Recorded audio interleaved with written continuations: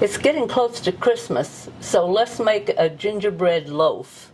We're going to begin by mixing our wet ingredients together first.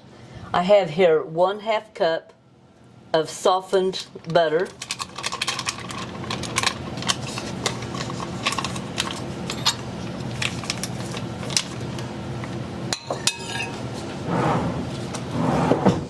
one cup of sugar. I'm just going to mash that in a little bit. Okay, and I'm going to mix that in with this. Mix this up good. Okay, we've got that mixed together. Now you'll have some little butter pieces in there. That's all right, because once it goes in the oven, that is going to melt. Here in my measuring cup, I have 1 1/2 cup of all-purpose flour. And to that, I'm going to add 1 teaspoon of baking soda.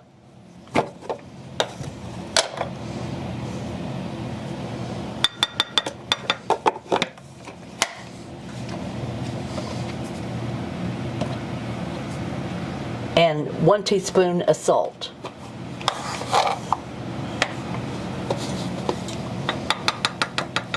Two teaspoons of ginger.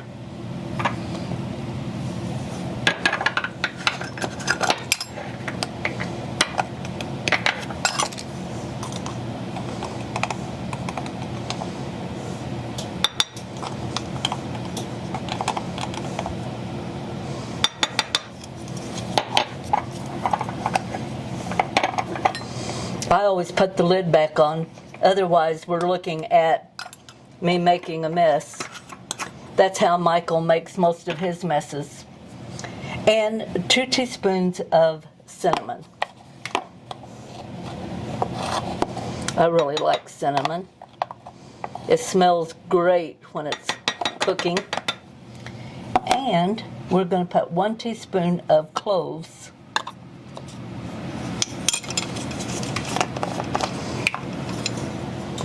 Now this is a very flavorful bread, and I really like it.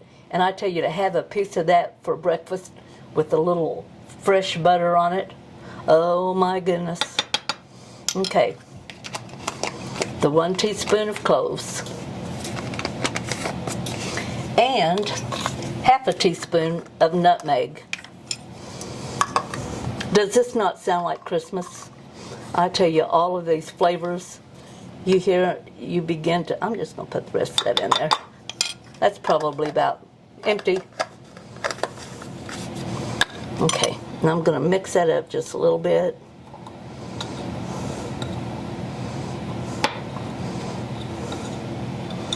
Not a whole lot, just enough to kind of get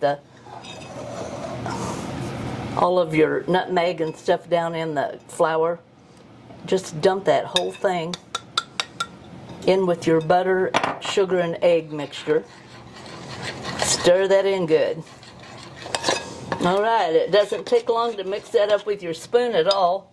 We're going to pour it into a loaf pan that I have sprayed with olive oil, or any other kind of oil that is not flavored.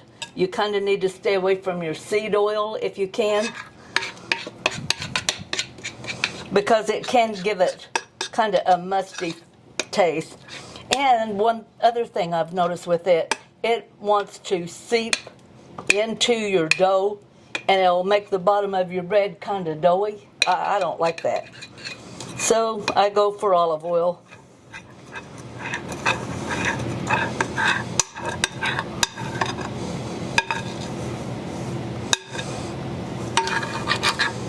Let me tell you, as many years as I have been cooking, I have made some real messes, and you need to learn by it. Okay, now I have preheated my oven to 350, and we're going to put this in the oven for 45 minutes. But we're going to watch it very closely, because we want it to stay moist on the inside. That's what that applesauce is going to do. It's going to help keep that nice and moist inside, so you don't want to dry it out. So about 40 minutes, start watching it. We're going to use the old toothpick method to check it, and into the oven we go. Okay, our time is up. Oh, don't that look nice? And it smells really good. I'm going to test that. Now what you want is to be able to put a toothpick in it and it not come back with any crumbs on it. The inside, you want it to stay moist. Perfect, perfect. Okay, I'm going to leave it here in the pan for 10 minutes. Then I will take it out, put it on the rack, wire rack, and let it finish cooling. Okay, our bread has cooled, and now we're going to make the icing. And to make the icing, we're going to take 4 ounces of softened cream cheese. And I have just left this out on the counter for, oh, it's probably been an hour.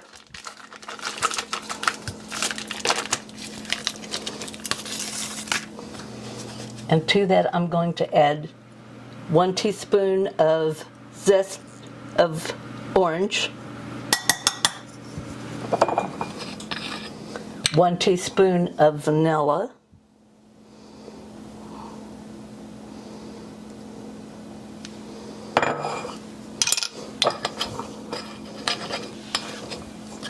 and 2 cups of powdered sugar.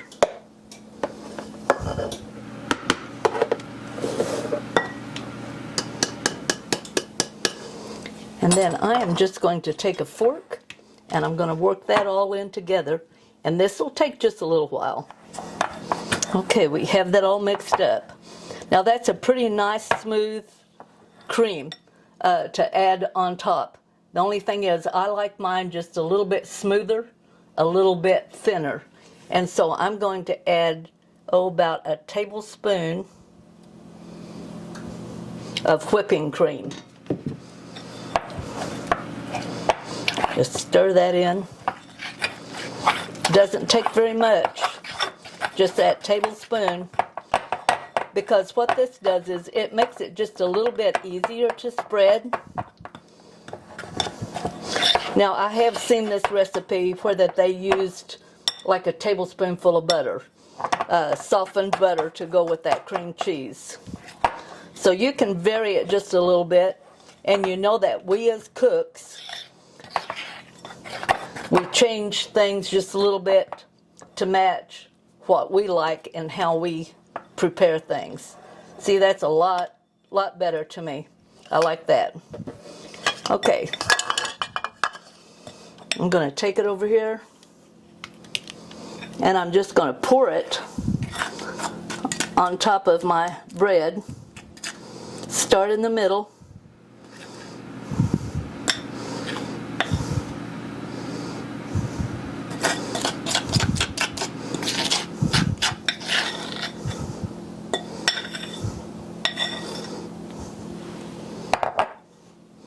Going to push it out a little bit on this side. Now if you want it to where that it's going to run down the sides, add another tablespoonful of your cream. Me, I'm going to have mine where it just sits here on top. Be nice. It's going to be nice. Make it kind of pretty.